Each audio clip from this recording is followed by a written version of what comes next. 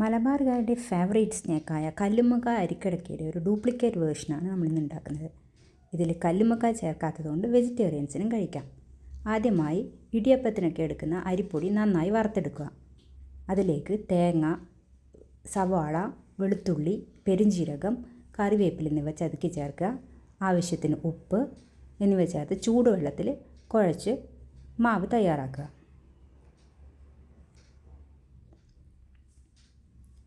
അതിൽ നിന്നും ഓരോ പിടിയായി എടുത്ത് ഇഡ്ഡലിത്തട്ടിൽ ആവി കയറ്റി വേവിച്ചെടുക്കാം. അതേസമയം മസാലക്കൂട്ടിനായി ഉപ്പ്, മഞ്ഞൾപ്പൊടി, മുളക് പൊടി എന്നിവ അല്പം വെള്ളം ചേർത്ത് മിക്സ് ചെയ്ത് വെക്കുക. ഇനി ആവിയിൽ വേവിച്ച് വെച്ചിരിക്കുന്നതിൽ നിന്ന് ഓരോ പിടിയെടുത്ത് ഈ മസാലയിൽ പുരട്ടി പാനിൽ വെച്ച് ഫ്രൈ ചെയ്തെടുക്കാം. ടേസ്റ്റി ആയിട്ടുള്ള അരിക്കടുക്ക തയ്യാർ. ചൂട് ചായയുടെ കൂടെയൊക്കെ കഴിക്കാൻ പറ്റിയ നല്ലൊരു സ്നാക്കാണിത്. നിങ്ങളും ട്രൈ ചെയ്ത് നോക്കൂ.